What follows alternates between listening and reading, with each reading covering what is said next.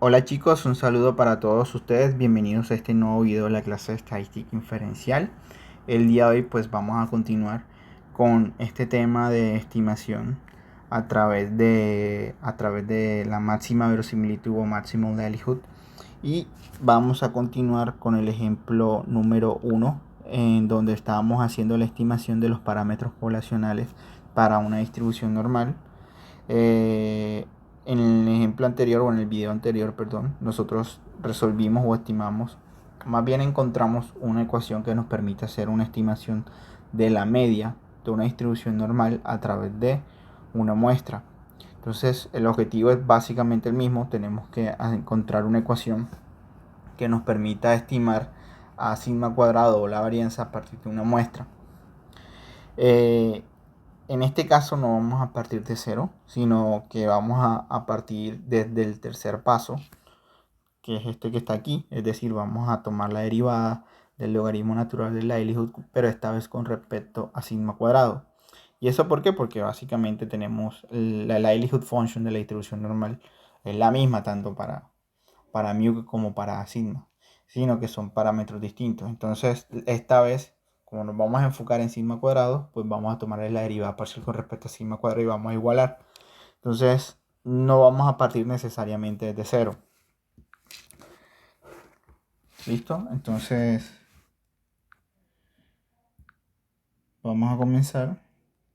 Vamos a continuar con el ejemplo 1. Y esta vez vamos a hacer la estimación de sigma cuadrado.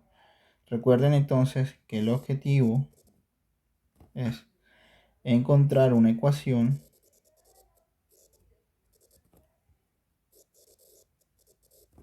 para estimar el parámetro sigma cuadrado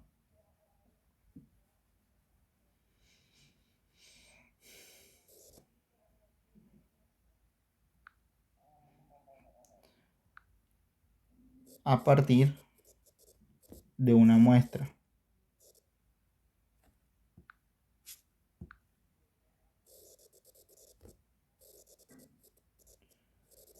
¿Listo? Entonces vamos a hacer eso. Como les comentaba anteriormente, no vamos a partir esta vez de cero, vamos a partir del hecho de que ya tenemos aquí un logaritmo natural. Es decir, conocemos cuál es el logaritmo natural de la likelihood function para la distribución normal. Sabemos que ese logaritmo natural es igual a menos n sobre 2 multiplicado por el logaritmo natural de 2pi sigma cuadrado menos 1 sobre sigma cuadrado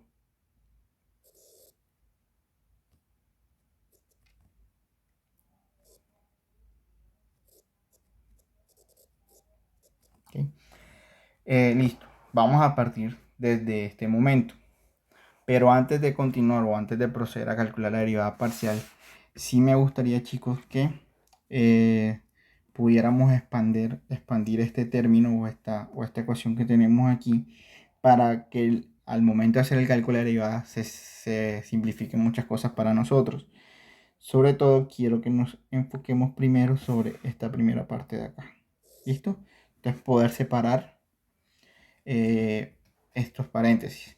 Entonces aquí básicamente, o poder separar este logaritmo. Entonces básicamente lo que vamos a hacer es aplicar alguna de las propiedades de los logaritmos para lograr romper o separar ese logaritmo en dos términos y poder, digamos que a la hora de derivar, hacerlo mucho más rápido.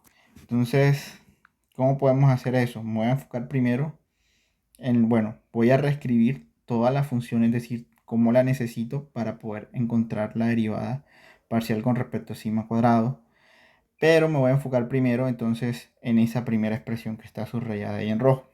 Entonces, ¿cómo puedo romper yo este logaritmo o cómo lo puedo separar? Entonces, partamos del hecho de que dentro de ese logaritmo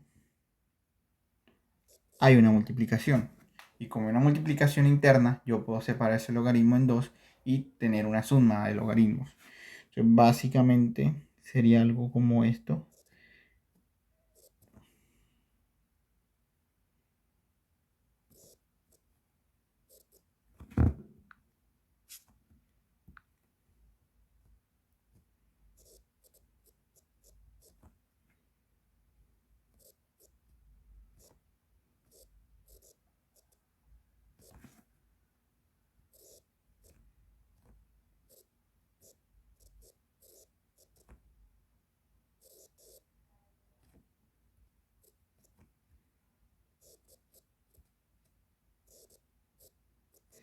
y puedo seguir ya rompiendo estos brackets de aquí. Puedo continuar, perdón.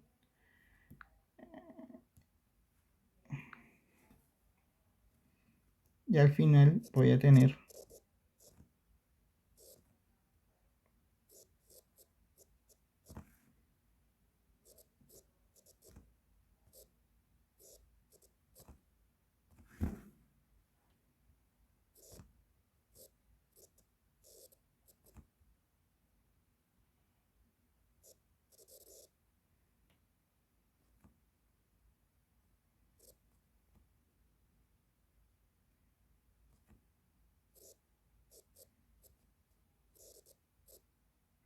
¿listo? Probablemente un cambio adicional que podría hacer yo, y eso es para efectos también de facilitar la derivada, es que este sigma cuadrado que está aquí debajo, solamente lo voy a hacer para facilitar la derivada, lo puedo reescribir de esta manera.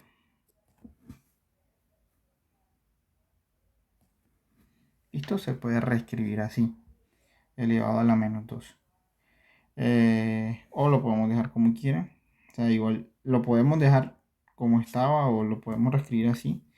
Pero igual yo creo que no es una derivada complicada. Esto, ¿listo? Entonces vamos a utilizar esta ecuación bueno, el logaritmo natural de la LHU de esta manera para poder proceder con nuestra derivada.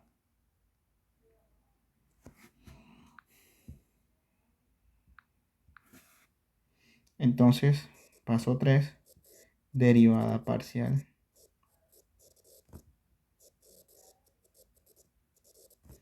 con respecto a sigma cuadrado. Es decir, vamos a asumir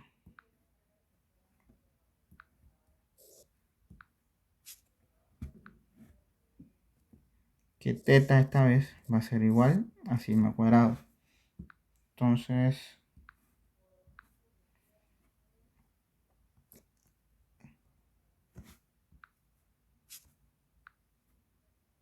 la derivada parcial del logaritmo natural de la Eliphus function, pero esta vez con respecto a sigma cuadrado. Listo, vamos a hallarla. Vamos a ver a qué va a ser igual. Entonces, veamos este primer término de aquí. Entonces, lo primero que podemos hacer aquí nosotros es, si analizamos la primera parte de esta expresión de aquí, pues podemos ver que aquí no está sigma cuadrado y por esa misma razón separé los logaritmos para poder deshacerme de esta primera expresión del logaritmo natural de la Eliphus function. Entonces, la derivada de esto sería pues 0 y no nos interesa trabajar con esa parte. Ahora, veamos con el segundo componente. Bueno, aquí me van a perdonar, chicos. Escapé algo, se me pasó algo supremamente importante y era ese menos 2, ¿verdad? Menos 2.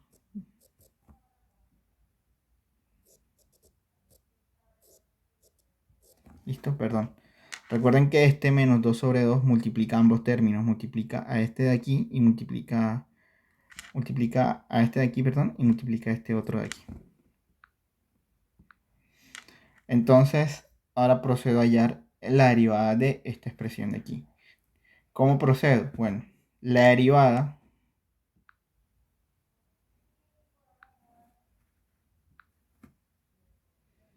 recuerden que la derivada del logaritmo natural de x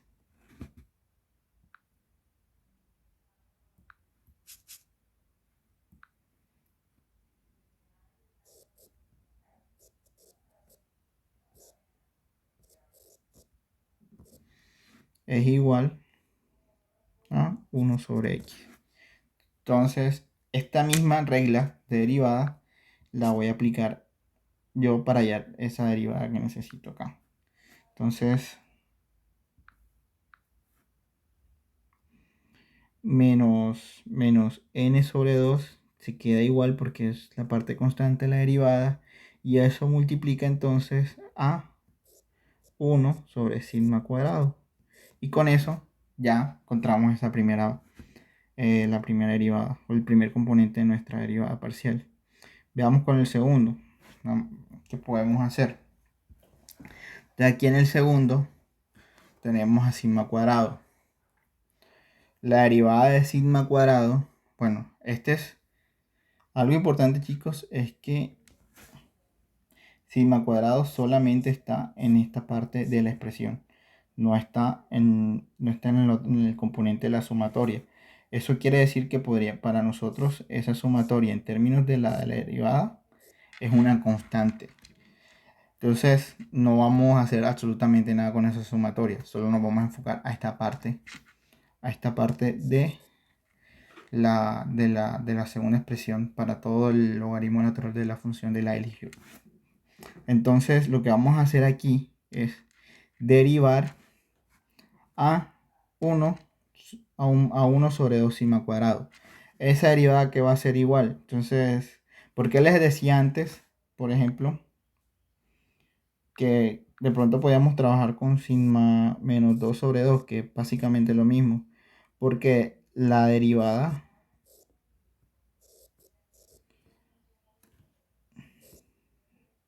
de eso pues va a ser igual a... Bueno, aquí hay algo importante, chicos.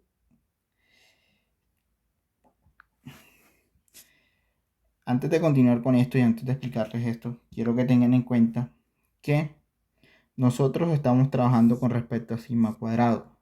¿Qué quiere decir eso? Que si ustedes hacen un reemplazo o una sustitución de variable, es como si sigma cuadrado fuera una única variable, es decir, como si no estuviera elevado al cuadrado. ¿Y por qué va a ser así?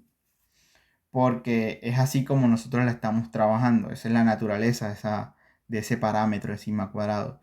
Entonces, vamos a considerar o vamos a pensar de que, no sé, vamos a imaginar que en vez de estar trabajando con sigma cuadrado, vamos a hacer un reemplazo de variables y vamos a trabajar con una x, o para no confundirlos con un omega. Entonces yo voy a decir que sigma cuadrado va a ser igual a omega. ¿Esto para qué lo hago? Para que no hayan confusiones. Porque de pronto cuando está haciendo o cuando está hallando esta derivada se van a confundir porque el sigma está elevado al cuadrado, pero ese elevado al cuadrado no es... yo quiero que lo entiendan, es que es como si fuera un solo término, es decir, no hay una operación como tal, no es que estén elevando sigma al cuadrado, sino que sigma al cuadrado es un único término, una única expresión, tal como aparece aquí. Entonces vamos a hacer las veces de que sigma cuadrado aquí es esta omega, y yo lo que quiero es que si quiero encontrar esta derivada, ¿verdad? Yo la puedo reescribir de esta forma, ¿cierto? Haciendo esa sustitución de variables que les comentaba. Y esa derivada va a ser igual a ¿qué? Va a ser igual,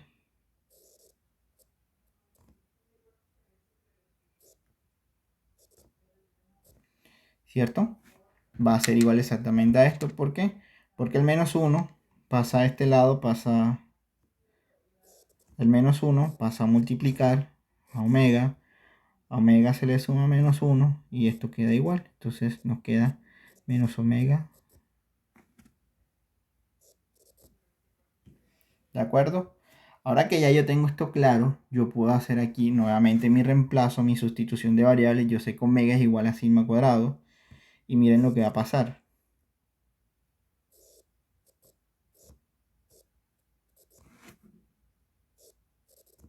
Que se puede reescribir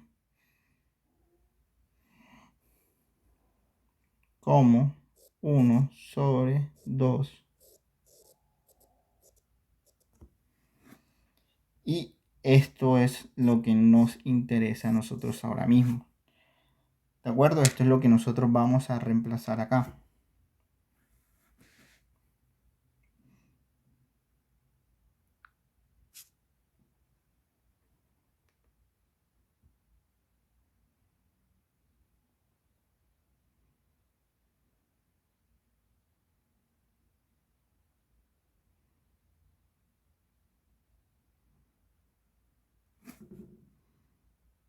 ¿Listo? Entonces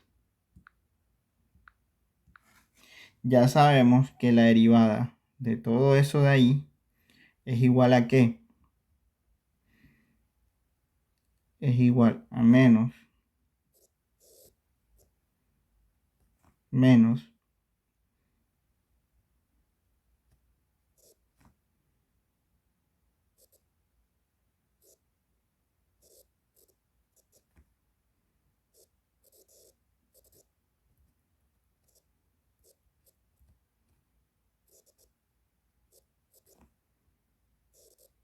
¿Listo? Y recuerden que la sumatoria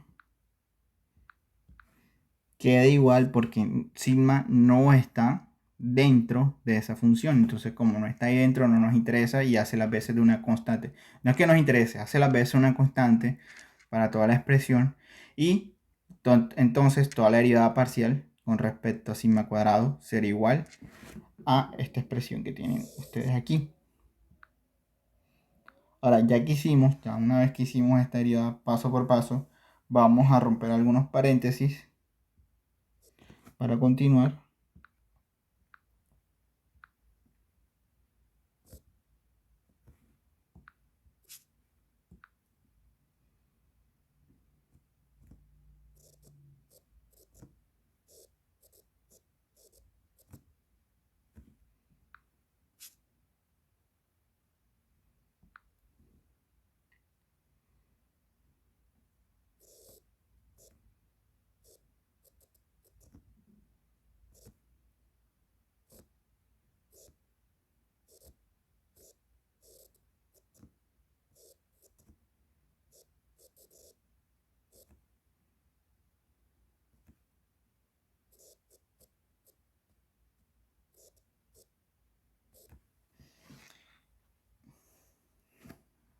Y lo que podemos hacer es, para simplificar un poco las cosas, podemos hacer factor común. Entonces el factor común aquí va a ser igual a esto.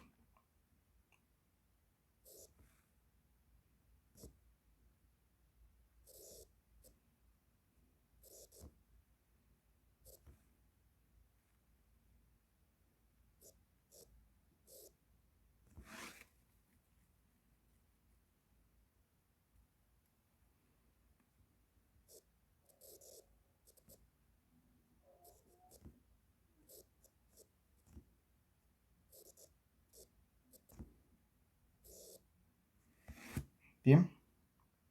Y ya con eso ya terminamos ya hallamos la derivada parcial con respecto a sigma cuadrado. Entonces vamos a proceder al siguiente paso, que es despejar.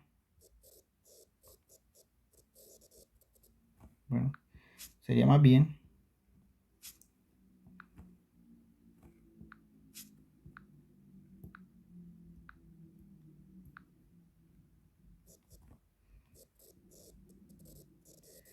igualar a cero y despejar a sigma cuadrado. Entonces procedemos a hacer eso.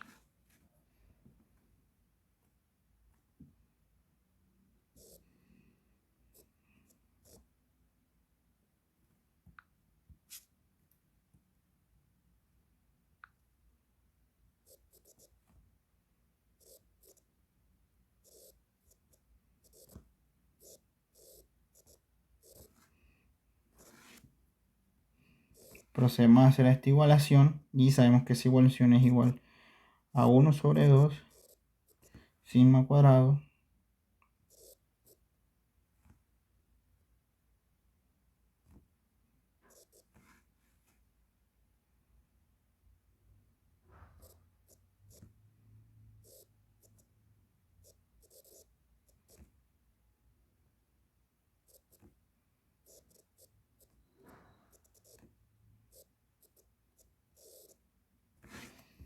bien.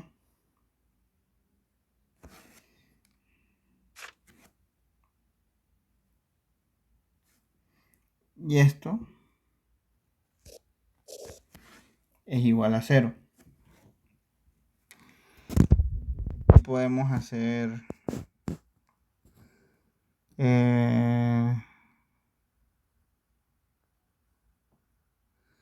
Bueno, podemos hacer un despeje.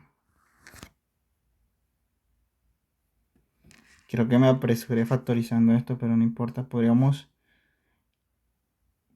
cancelar el 2. Podríamos cancelar el 2 porque este 2, como es constante, está aquí dividiendo, puede pasar del otro lado a multiplicar y se vuelve 0. Y puedo multiplicar el sigma cuadrado por cada uno de los términos nuevamente.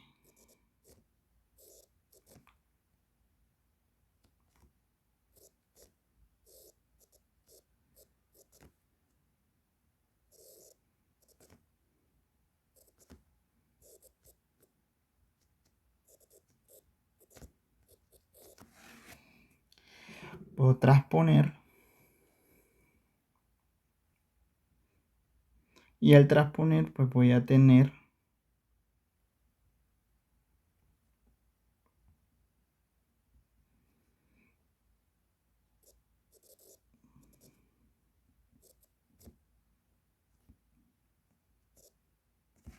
perdón, 1 sobre sigma cuadrado.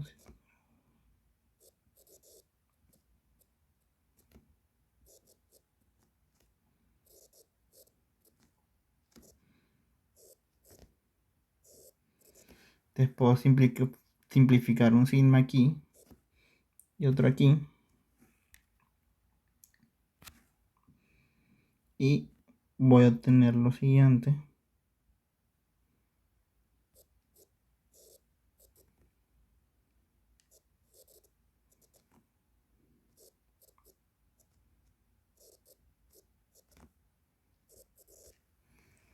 ¿Ok? Y ahora, como lo que a mí me interesa es despejar a sigma cuadrado, entonces voy a mover a sigma cuadrado hacia este lado de la igualdad y voy a pasar a n hacia el otro lado.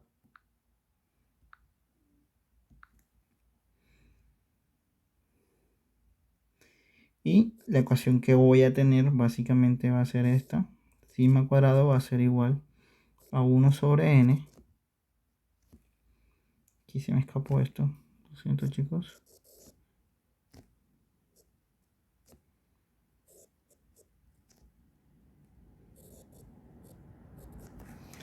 Y ahí tienen entonces la función o la ecuación con la que pueden estimar a sigma cuadrado a partir de una muestra. La pueden seguir, pueden hacer, digamos, algunos cambios. Por ejemplo, dado que ya sabemos cuál es el estimador para mu, porque lo encontramos a través de la máxima verosimilitud, podemos sustituir a este mu de aquí, lo podemos sustituir con su ecuación, que es la sumatoria, y que ustedes saben que eso básicamente también se traduce como el promedio. Entonces, en vez de hablar de mu, podríamos sustituirlo por x trazo y tendríamos una expresión similar, que sería esta de acá.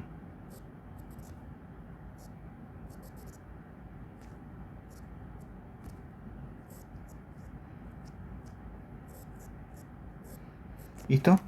Pero cualquiera de los dos resultados son válidos. Y ya con eso terminamos el ejemplo número 1. Entonces vamos a continuar con el ejemplo número 2. Estos apuntes de cómo yo resuelvo todas estas ecuaciones, yo las estoy cargando como un PDF en Etsia para que ustedes revisen también paso por paso cuáles son los cálculos que se están haciendo. Entonces vamos con el ejemplo 2.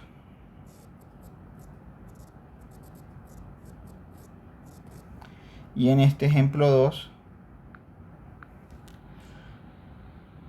vamos a partir de que nuevamente tenemos un conjunto de variables aleatorias x sub i. Todas ellas se distribuyen con una distribución exponencial y un parámetro lambda. Y también sabemos que son idénticamente independientes, que son independientes y que están idénticamente distribuidas. ¿Listo? Ya eso es lo mínimo que necesitamos para poder aplicar el método del Maximum Likelihood. Entonces, comenzamos con la primera parte. Bueno, antes de comenzar, les refresco un poco la mente, chicos.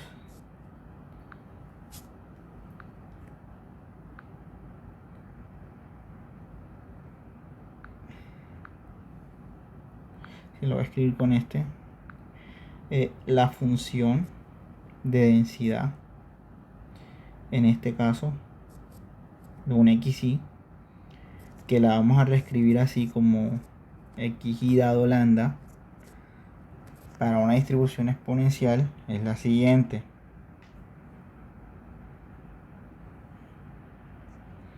Es lambda multiplicado por Euler a la menos lambda por x sub i. ¿Listo? Esa es básicamente esa es la función de densidad de una distribución exponencial. Ya con eso en mente, ya con eso claro, entonces voy a continuar y vamos, lo primero que hay que hacer es, recuerden que el paso número 1 es hallar la Elihu function.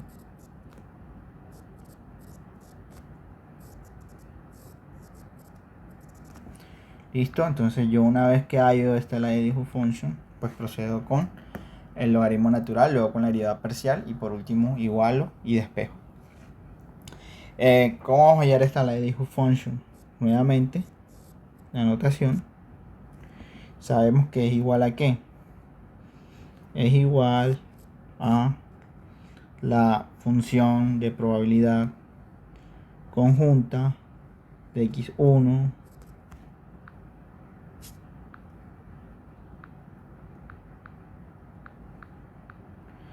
de x2, x3 hasta xn, dado este caso lambda, y que eso es igual a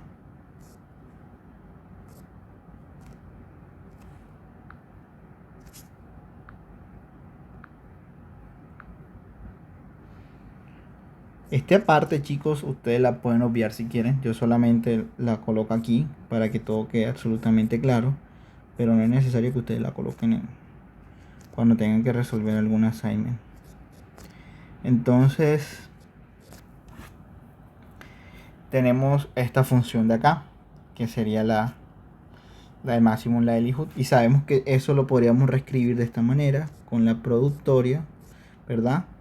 De igual a 1 hasta n de, entonces la función de densidad para cada uno, que sería esta de aquí, la que vamos a utilizar, lambda multiplicado por Euler a la menos lambda por x sub i. ¿Listo? Entonces esa sería la likelihood function que nosotros queremos. ¿Podemos ir simplificando esto? Sí podemos.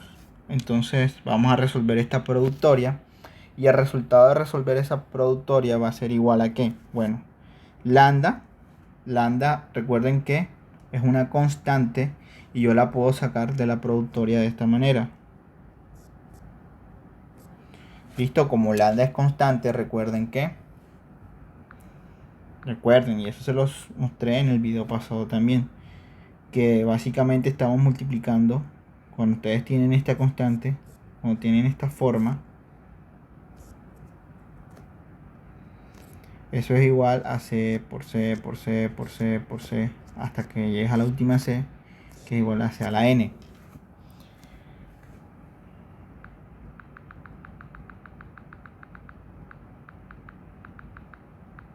¿Listo? Entonces, de esa manera yo puedo sacar a lambda de la productoria, porque lambda va a ser las veces de una constante con respecto a la productoria. ¿Por qué les digo constante con respecto a la productoria? Porque se supone que el valor de lambda siempre va a ser el mismo en la productoria y no va a cambiar. A pesar de que todo nuestro análisis está basado en que lambda es incierto, o sea, de hecho es una variable, pero tengan en cuenta de que en este caso en particular, o sea, dentro de la productoria, es decir, con respecto a la productoria, lambda puede ser puede ser un valor incierto, puede ser algo que no conozcamos, pero no va a cambiar en la productoria. Por eso les digo que es una constante. No quiere decir que sea una variable o un parámetro conocido, no. Solo que es un parámetro o una variable que realmente es invariante, es decir, no va a cambiar. Pero no pasa lo mismo con respecto a xy. Xy va a cambiar dependiendo de cada valor de la variable aleatoria. Dependiendo de cada posible variable aleatoria que tengamos o que hemos considerado nosotros. Y xy, con respecto a la, con respecto a la productoria, sí puede variar. Entonces, a xy no lo podemos sacar y la expresión que está relacionada con xy o x sub i es Euler elevado a la menos lambda por x sub i. Entonces, ¿qué podemos hacer ahí en ese caso? Nuevamente aplicamos lo que hemos venido aplicando desde antes. Y es que, chicos, recuerden que esta es una multiplicación de potencias y yo puedo sumar los exponentes. La base es la misma, la base es Euler. Y, los exponentes básicamente serían siempre menos lambda por x sub i. Y eso, como se vuelve una suma de exponentes que va de i hasta n, lo podemos escribir de esta manera. Sumatoria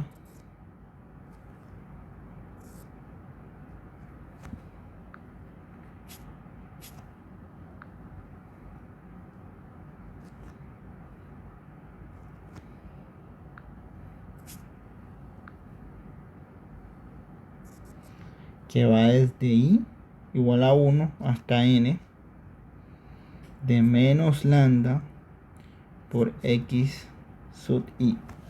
Podemos seguir simplificando un poco esto. Bueno, sí, podemos hacer un par de cosas. Podemos sacar la constante de la sumatoria. Entonces, por propiedades de sumatoria, yo puedo escribir esto. Recuerden que una productoria y una sumatoria no son lo mismo. Bien.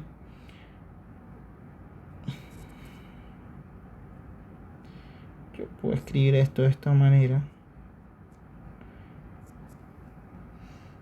Y al final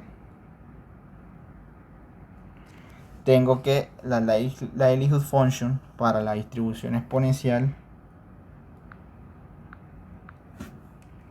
es esta de aquí.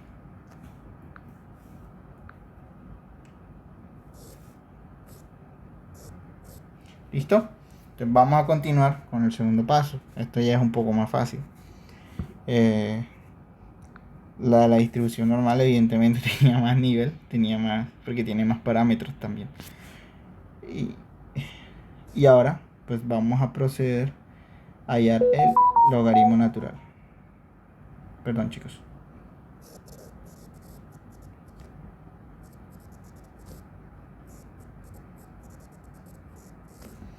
Listo, entonces procedemos a hallar el logaritmo natural.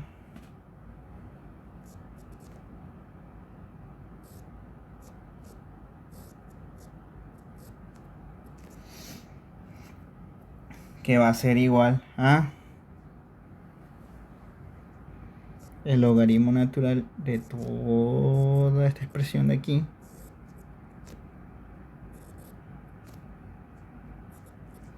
Miren que estoy repitiendo exactamente el mismo procedimiento.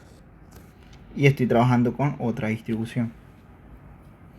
Igual también tengan en cuenta, chicos, que estas demostraciones, pues, básicamente son demostraciones, ya están publicadas y las pueden encontrar básicamente en cualquier libro o cualquier libro de estadística. Pueden encontrar muchas de estas demostraciones como ejemplos, o también las pueden encontrar en sitios web dedicados a estadística inferencial.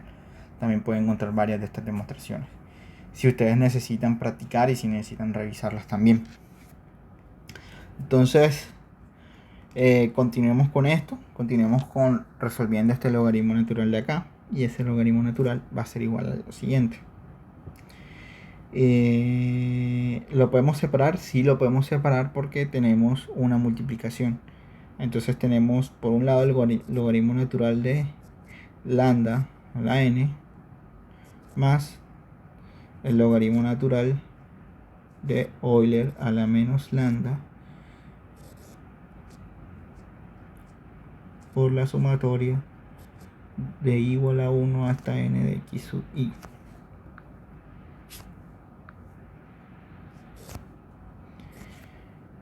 y que esto al final va a ser igual a n, porque n es un exponente, pasa a multiplicar logaritmo natural de lambda más, entonces lo mismo, entonces aquí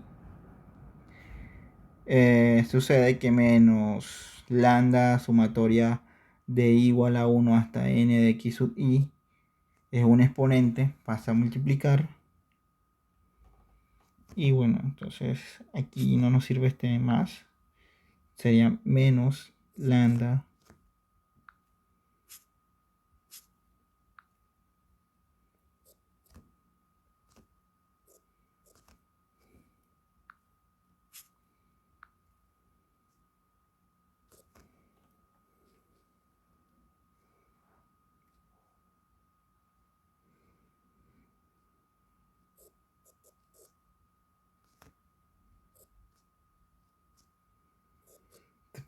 Yo creo que ya se han dado cuenta de cuál es el chiste del logaritmo natural. Y básicamente lo que nos permite hacer es tomar estos exponentes extremadamente, bueno, extremadamente complejos como una sumatoria y pasarlos a que se conviertan en una base, es decir, a que dejen de ser exponentes. Y esa es la ventaja de utilizar los logaritmos naturales. Por eso es que es mucho más sencillo trabajar con logaritmos naturales que con la función, con la likelihood function desde el principio. Entonces tenemos esto de aquí. Y por último tenemos logaritmo natural de Euler. Este señor es igual a 1 y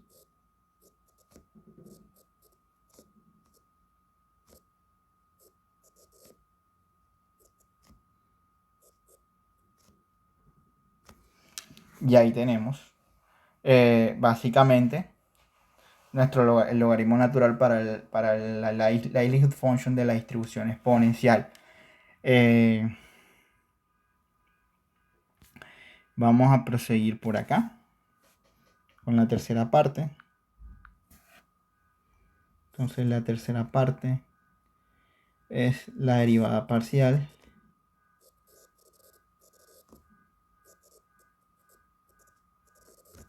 Listo, aquí solo hay un solo parámetro que es lambda. Entonces queremos hallar la derivada parcial del logaritmo natural de la likelihood function, pero esta vez con respecto a lambda. Y esa derivada que va a ser igual. Entonces veamos la primera parte. Ya esto va a ser más sencillo. Ya sabemos que eso es igual a ¿qué? A n sobre lambda. Bien. Menos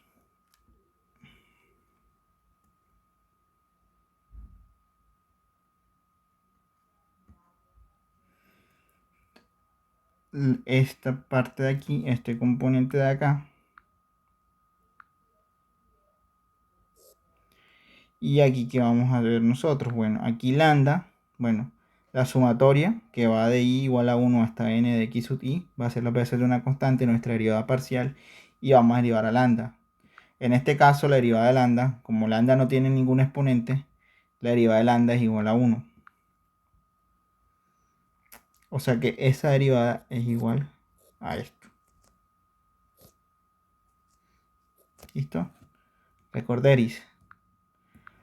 Recuerden que si ustedes tienen algo como esto, ¿bien? La derivada de eso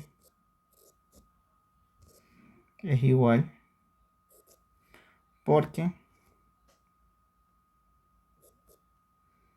tx menos 1 y multiplicado por 1. Entonces vuelve 1 y esto es igual a 2. Entonces básicamente este mismo principio fue el que aplicamos acá.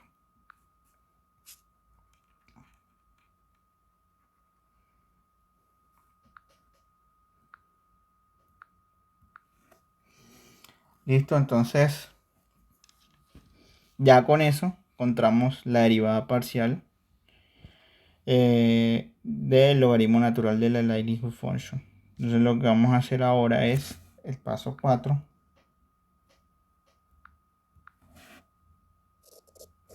Y en ese paso 4 vamos a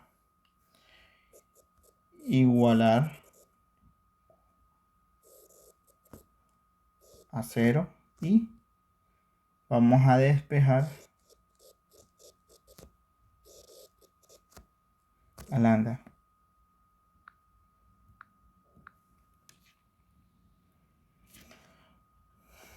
Entonces, esto va a ser igual a, voy a tomar a n sobre lambda menos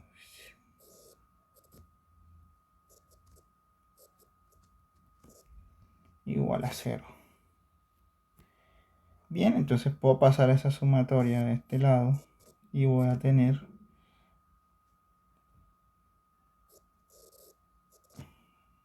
esto es una n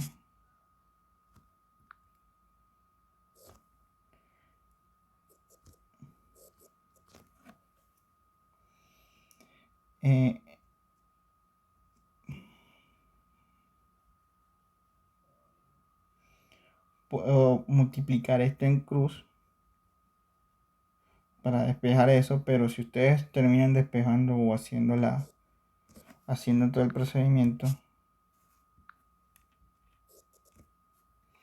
van a encontrar que lambda es igual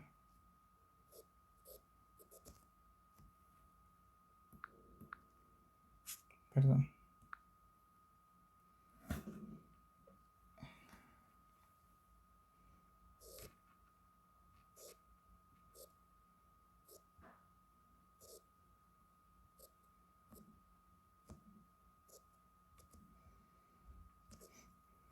ok, lo que es lo mismo que decir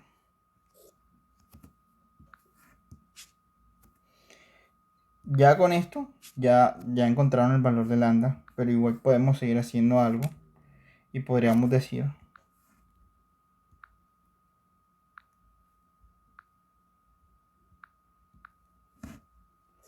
que lambda es igual a 1, es decir, a la inversa de el promedio. Y ya con esto habremos terminado este segundo ejemplo. Entonces ya para finalizar con el video del día de hoy, vamos a resolver el ejemplo número 3.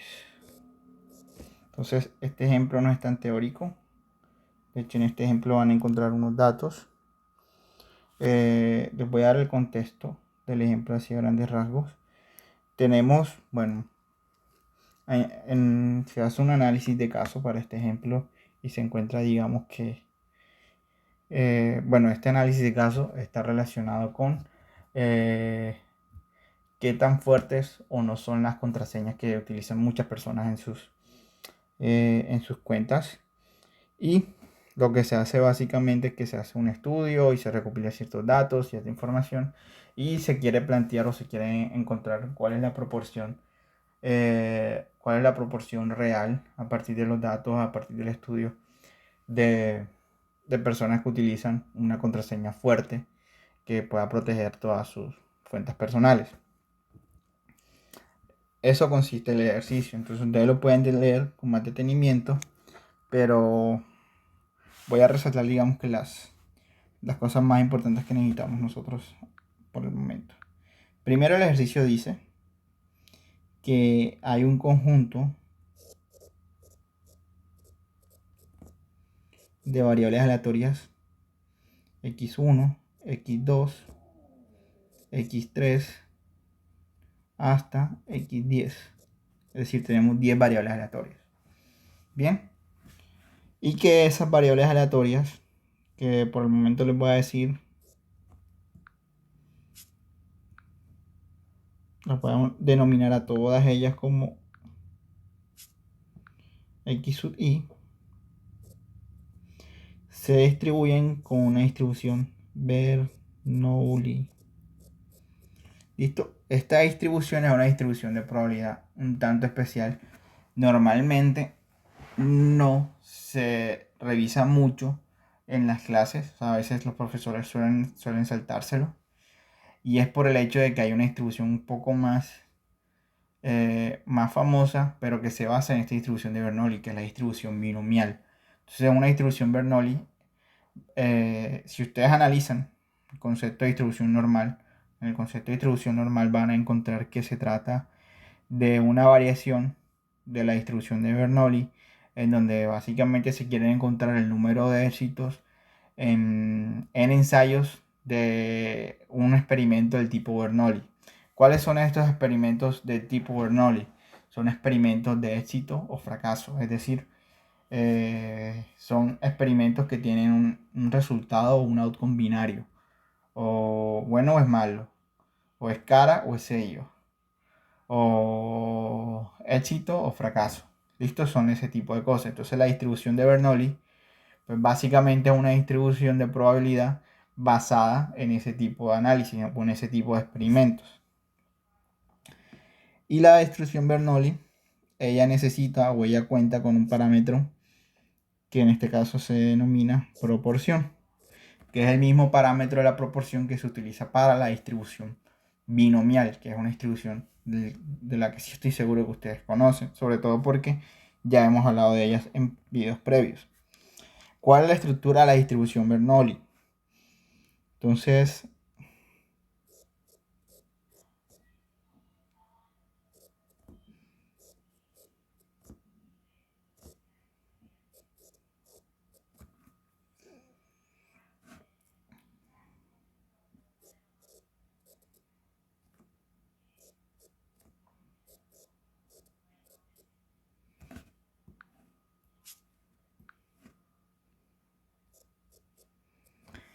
esta de aquí es la función de densidad de la distribución Bernoulli.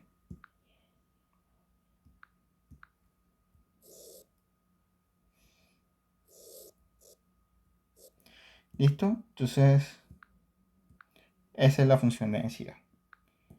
Ahora lo que vamos a hacer es seguir analizando otros elementos del ejercicio. Bueno, el ejercicio aparte que nos dice de que las variables aleatorias que estamos considerando, las 10, son Bernoulli, también nos dice que son I y D, es decir, independientes e idénticamente distribuidas.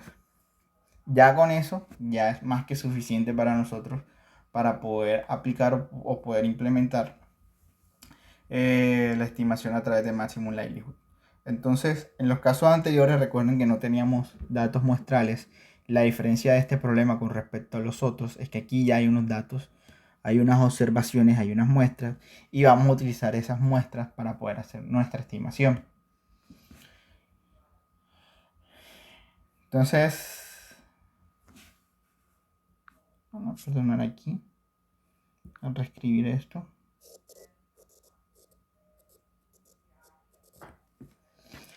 ¿Qué vamos a hacer ahora? Del ejercicio sabemos de que, por ejemplo, todas las variables, tenemos el caso de xy, x1, o en general todas las variables,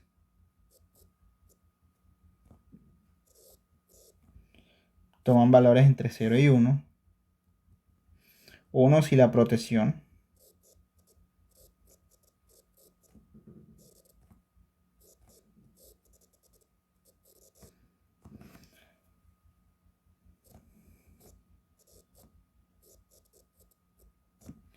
eso es para todas las variables aleatorias. Según el ejercicio, se tomaron unos datos muestrales. Entonces, los datos muestrales, ¿cuáles son? El ejercicio nos dice que x igual a 1, x igual a 3 y x igual a 10 son iguales a 1. Mientras que x igual a 2, x igual a 4, x igual a 5, x igual a 6, 7, perdón, x 8 y x9 son iguales a 0. Que el ejercicio nos dice, repito nuevamente, x1 es igual a x3 x sub 3 y x sub 10 y eso es igual a 1. Y que x sub 2 es igual a x sub 4, x sub 5, x sub 6, x sub 7, x sub 8, x sub 9 y que son iguales a 0. Eso es lo que nos dice el ejercicio.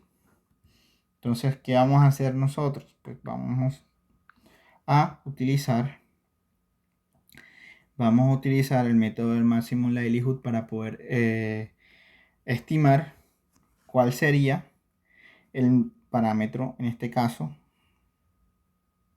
el parámetro P.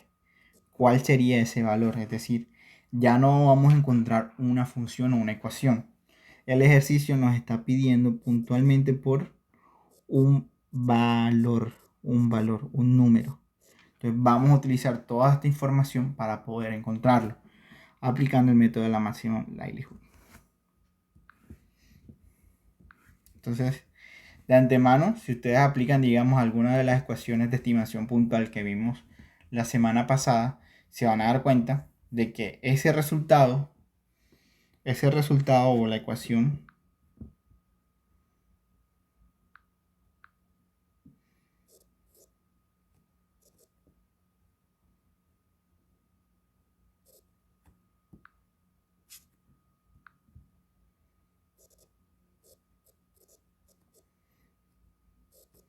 que el resultado que queremos va a ser igual a 0.3. ¿Por qué va a ser igual a 0.3? Porque de acuerdo con la fórmula que estimábamos nosotros, era el número de casos de interés sobre el total de casos. Entonces, el número de casos de éxito en este caso es igual a 3 sobre 10, que son todas las variables aleatorias, y eso es igual a 0.3. Entonces, de acuerdo a la fórmula de estimación puntual que nosotros discutimos en clases pasadas, pues sabemos que ese es el valor, pero de todos modos vamos a corroborarlo mediante el método de la máxima likelihood. Entonces vamos a comenzar aquí. Primero, ya saben que lo que hay que hacer es hallar una likelihood function.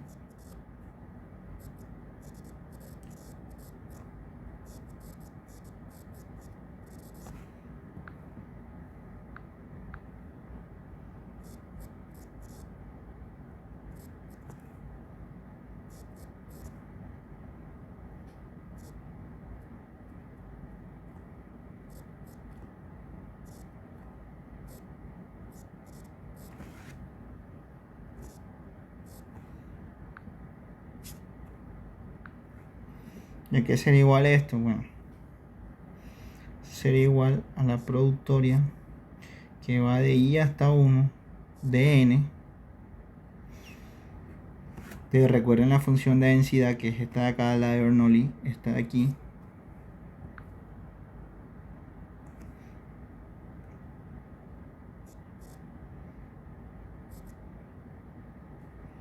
Ahora podemos sustituir este n y decir que es 10, de hecho. Y esto multiplicado por 1 menos p, 1 menos xi.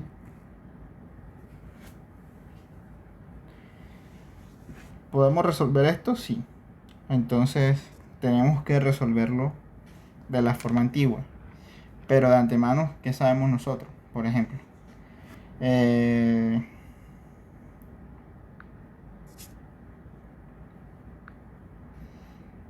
sabemos que podemos separar esto de esta forma. Empezamos por x1 multiplicado por 1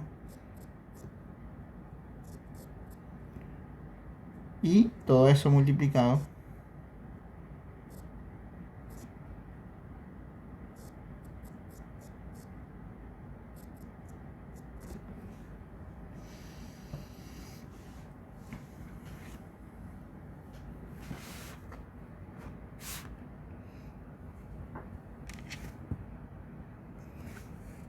Entonces, este pedazo aquí es un poco largo, pero vale la pena hacerlo para que todo quede claro. Entonces, sabemos que vamos a comenzar.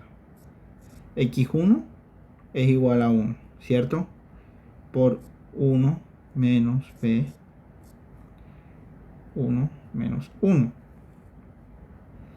Por x2, que es igual a 0, por 1 menos p, por 1 menos 0 por x3 que es igual a 1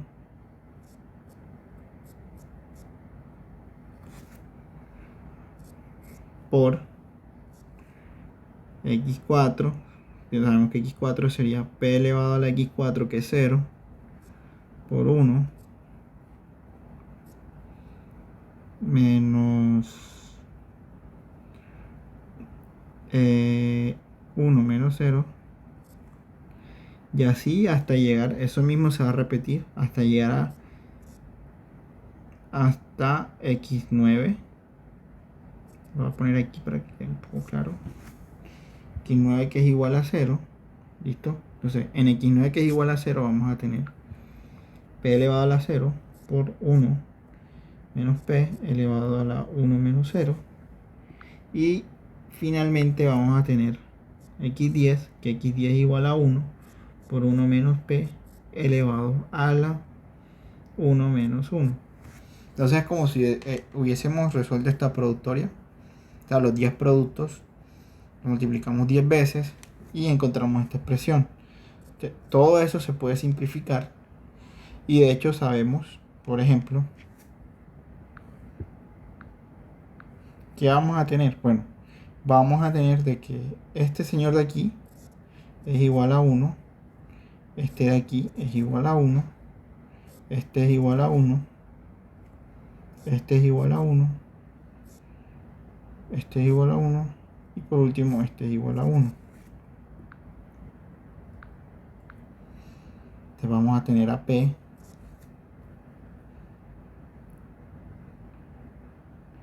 por 1 menos P, ¿verdad? Por P por 1 menos P por 1 menos P, 1 menos P, 1 menos P, hasta llegar al último. 1, 2, 3, 4, 5, 6, 7. 1 menos P, 1 menos P y P. Entonces sabemos que hay 1, 2, 3, 4, 5, 6, 7 1 menos P. Y aquí tenemos 1, 2, 3, 3P. Entonces podemos simplificar todo eso, factorizar todo eso, factor común. P elevado al cubo por 1 menos P.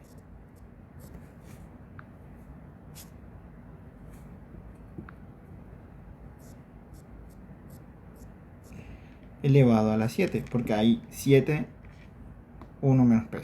Entonces contemos 1P, 2P, 3P. Pero 1 menos P hay 1, 2, 3, 4, 5, 6 y 7. ¿Listo? Entonces esa sería la likelihood function para esas 10 variables aleatorias que tenemos nosotros. Esa sería esa likelihood function. Ahora, ¿qué tenemos que hacer? Ahora procedemos a hallar el logaritmo natural.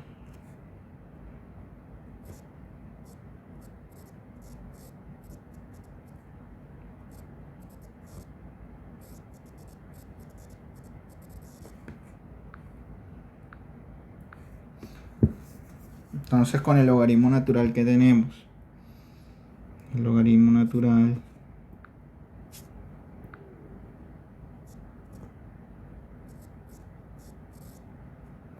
bueno, aquí podemos utilizar directamente a P, dado que es el único parámetro, y eso es igual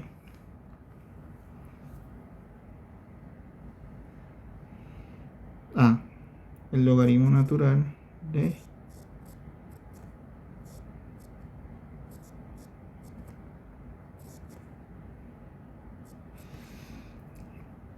entonces nosotros podemos romper ese logaritmo natural de esta forma.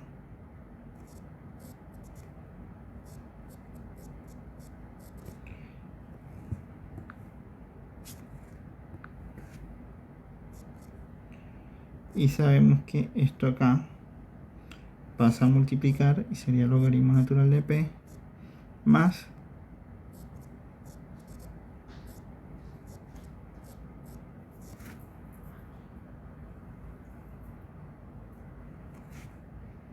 Y ahora, ya con ese logaritmo natural calculado, procedemos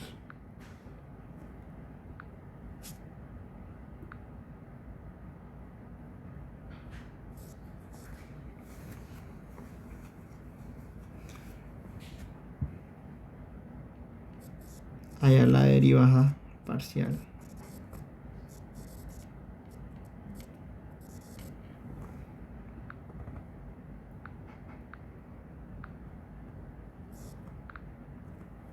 Perdón, chicos.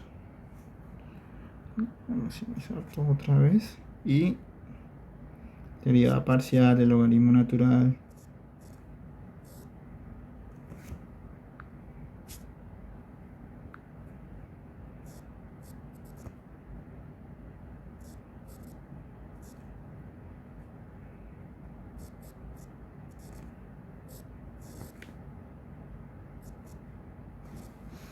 y eso va a ser igual. Entonces veamos. Esto va a ser igual a 3 sobre P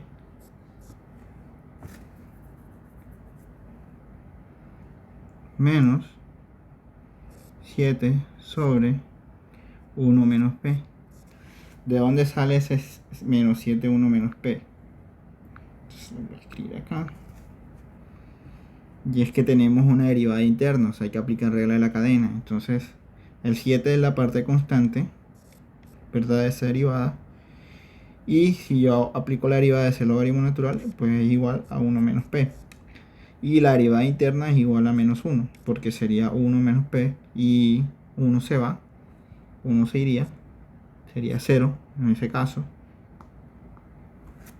Y me queda menos P, que sería la derivada de menos P sería igual a menos 1. Entonces ahí tenemos que esa derivada es igual a eso. Y por último,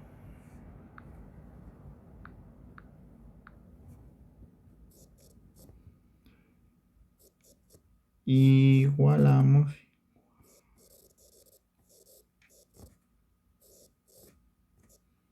y despejamos,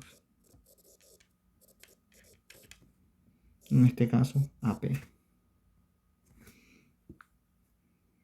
P que es una proporción.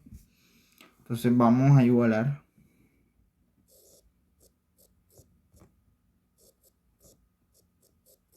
a 0.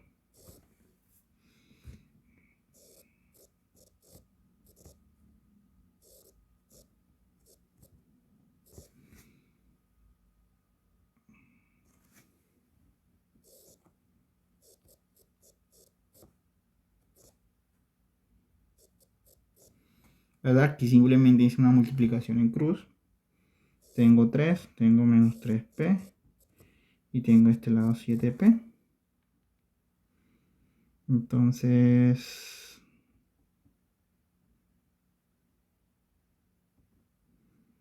tengo 3 de este lado, voy a pasar el menos 3 del otro, tengo, perdón, a 7P más 3P, eso es igual a 10P. Y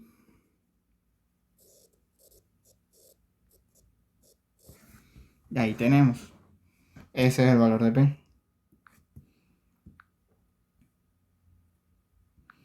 Y ahí tienen ustedes, chicos, otro método para estimar parámetros poblacionales, pero les recomiendo que lo utilicen siempre y cuando tengan muestras sumamente grandes.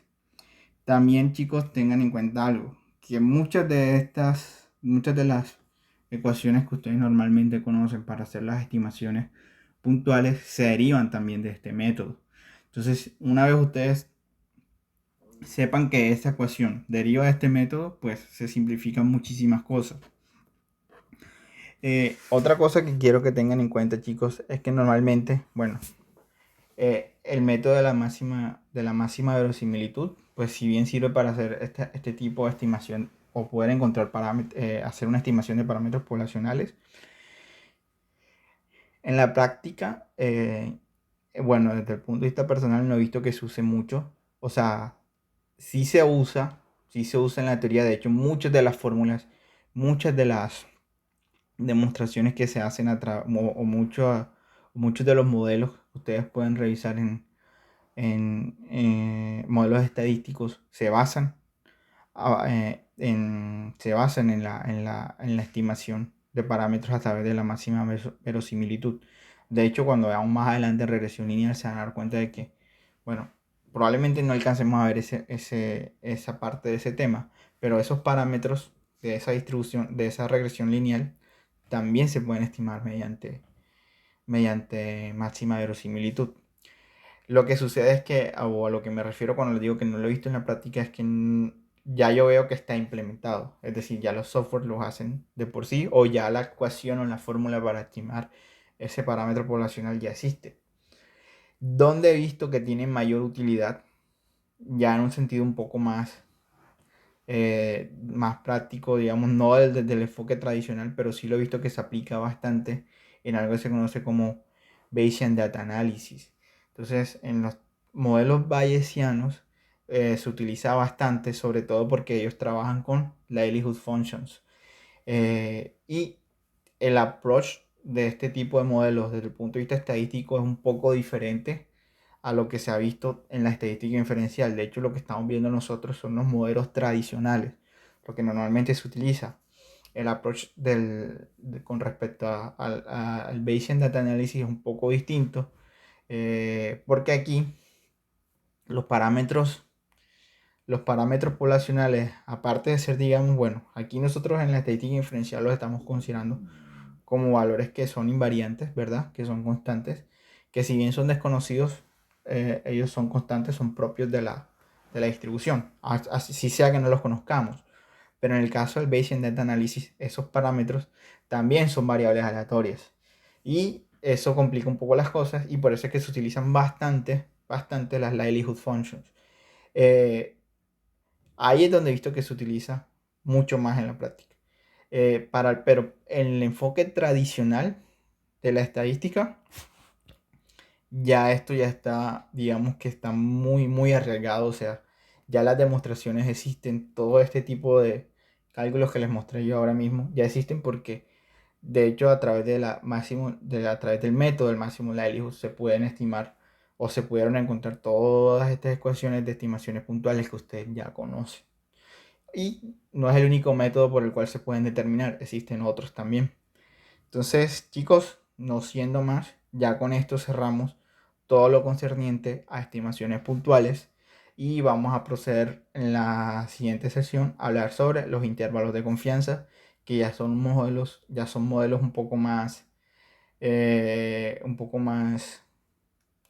eh, digamos que son más flexibles, son un poco más sencillos de comprender. Esta parte de aquí entiendo que puede ser un poco robusta, pero de todos modos es bueno que las conozcamos, sepamos de dónde salen las cosas, de dónde salen esas ecuaciones que nosotros utilizamos día a día. Y bueno, chicos, no siendo más, me despido. Gracias por su atención y los espero en un nuevo video.